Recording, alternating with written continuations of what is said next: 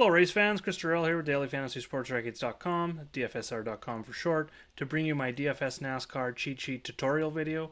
Before we get started, I'm going to let you know a little bit about DFSR and how you can go about finding that cheat sheet each and every week for the NASCAR, as well as daily for the NHL and NBA, and upcoming MLB seasons as well. So over on DFSR.com, the first thing you're going to want to do, you can locate my article by scrolling down and finding our articles here about midway through the page. You can click on any of these headings. The Daytona 500 article will be up here later this week. But to find the sheets, what you're going to want to find, the Daytona 500 sheet is posted, by the way, is go up to Other Sports and click Chris's DFS sheets. It's going to take you to a page, Chris's Corner, and a little bit of information about what is on all the sheets, and then below you're going to find the links in order each day of the newest sheets available. So you got the NBA sheet, you got the Daytona 500 sheet, we got PGA sheet for the Genesis Invitational, Showdown sheet, which will be out later today. I will also have a Daytona Duels sheet out as well. So you just literally, if you're a paying member, just click on this link and it will open that sheet for you. If you're not a paying member, make sure to get over to the sales page here and get your free trial. 7-day free trial to come in and check out everything that we have to offer. We've got a classic for $14.95, gets you the chat, gets you my DFS sheets, as well as custom player models. And then you go to the pro package, $29.95, gets you everything that I just mentioned, along with the optimizer tools for NHL, NBA, NFL, and MLB. With that, let's jump right in and take a look at the cheat sheet tutorial video. For the tutorial video, we're going to use the Daytona 500 sheet. It's the one that's coming up here. We've got that race on Sunday. So it's pretty much going to be the same. There's a couple one-off things that the Daytona 500 does that other races don't. We'll touch on that a little bit as we go through. But for the most part, I just want to kind of run you through the sheet, how to use it, what the stats mean, how I go about my research each and every week, and how to use the model as well. So first of all, if you are going to be using the model, maybe you're a little more experienced user, experience with Google Sheets, we've talked maybe and gone through that sort of thing, definitely go ahead and make your own file. You can do this as well, just if you even just want to sort different columns. So go to make a copy, name it whatever you'd like there, and click OK. It's going to open up a editable version of this sheet, which will be yours and yours alone. You can then go ahead, like right now I've got it sorted by DraftKings salary. If I wanted to go and sort by FanDuel, I just click anywhere in that column F, go up to data and sort Z to A, highest to lowest, and then you're going to be sort by FanDuel. There is times when you want to sort lowest to highest. That would be columns like average finish. We want to find who's got the best average finish over the last 2 years at Daytona. We're going to go up to data and click A to Z, and then there we have it. So I'm going to go back. I'm going to sort by DraftKings here. So there's the DraftKings and FanDuel salaries. We've got the manufacturer of the car to the left of the driver, as well as the car number here as well. I'm also going to be adding team names as well this season, just so you know which team's on who, especially in terms of Daytona 500, Talladega, those sort of races where you can do some team stacks. And we'll talk about that as the season goes on as well. But pretty much the it's not restrictor plate tracks now, but the super speedways, where you're going to see a lot of teams and manufacturers working together.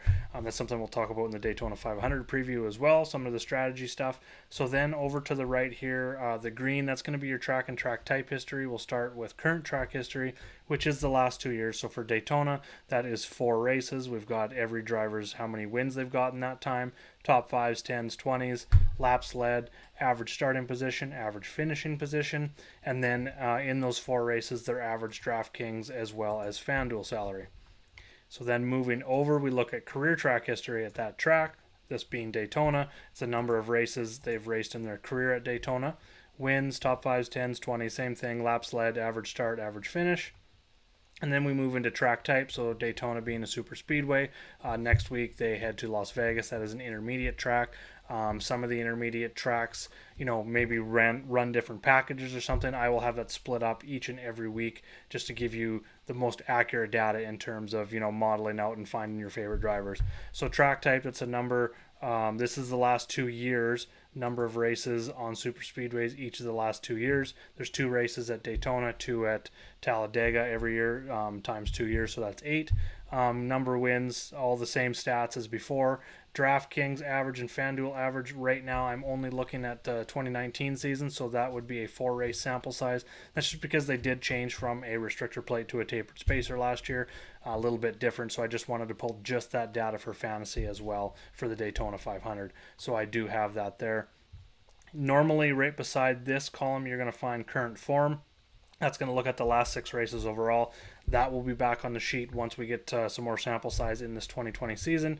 And then right now, the season form is a look at last year's stats.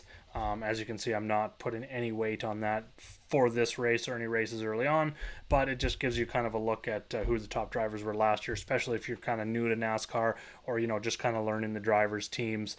Maybe last year was your first season, so it's just nice to have that data there as well. So then that's kind of where I start the week, is looking at that data, kind of breaking it down. Who's good on that track type, who's good at that track in the short term versus long term, who's doing good this season, who's doing good overall in the season. I kind of put that all together early in the week. And then, of course, come the weekend, we've got practice and qualifying. So that's on here as well. So right now for the Daytona 500, they've ran 2 practices. So I've got the rank in each practice here, practice 1 and practice 2, and then their actual lap times.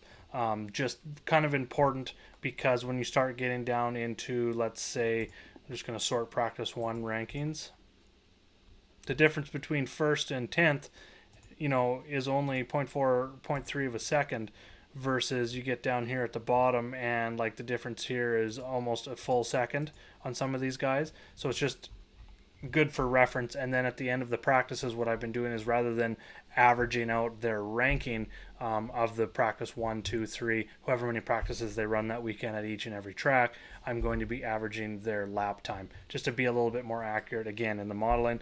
And then once qualifying's out, that information will be plugged in here as well as 5, 10, 15 lap averages.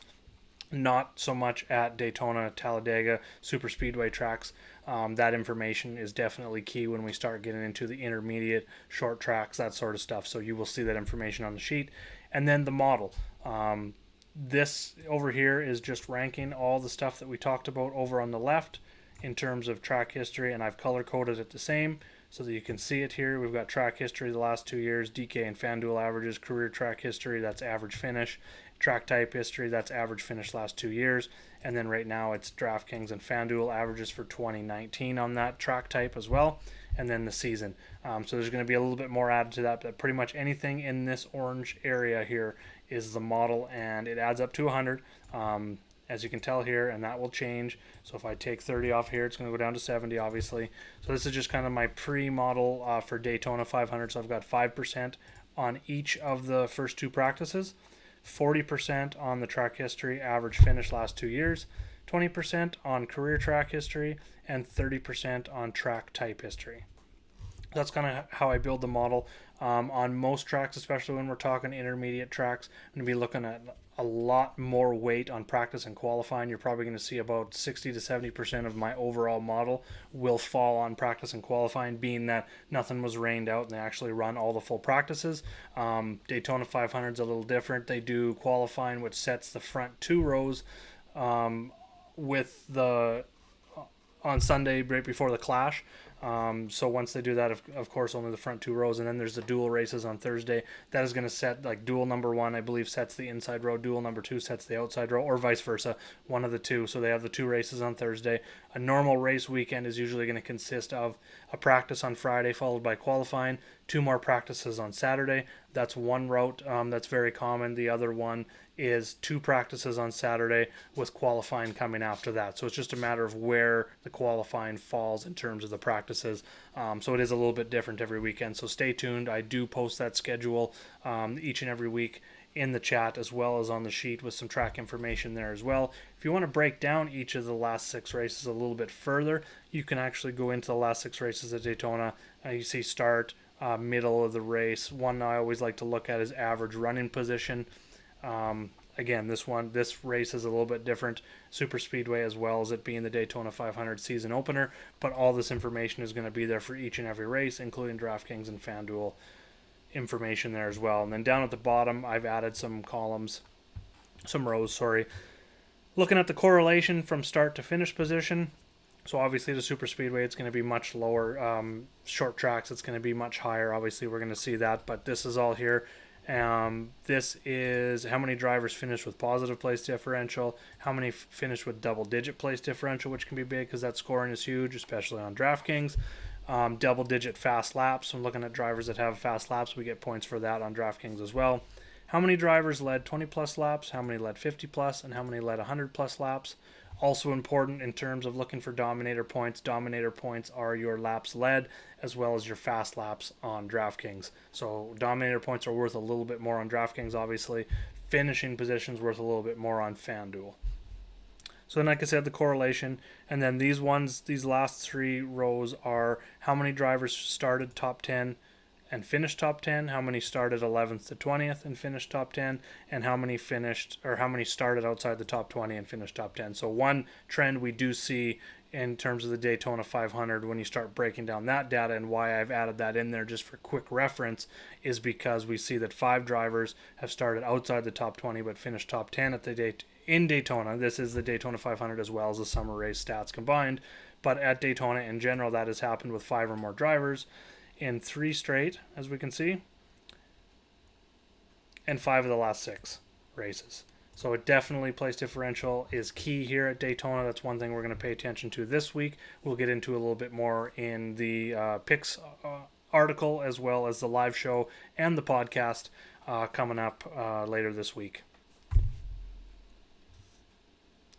All right, that takes care of the cheat sheet. If you got any questions, how to make the model, how to create your own copy, how to go about anything, how to understand any of the stats, how to put it all together and decide what's important each and every week, make sure to reach out to me in chat or hit me up on Twitter at Jaeger_bombs9.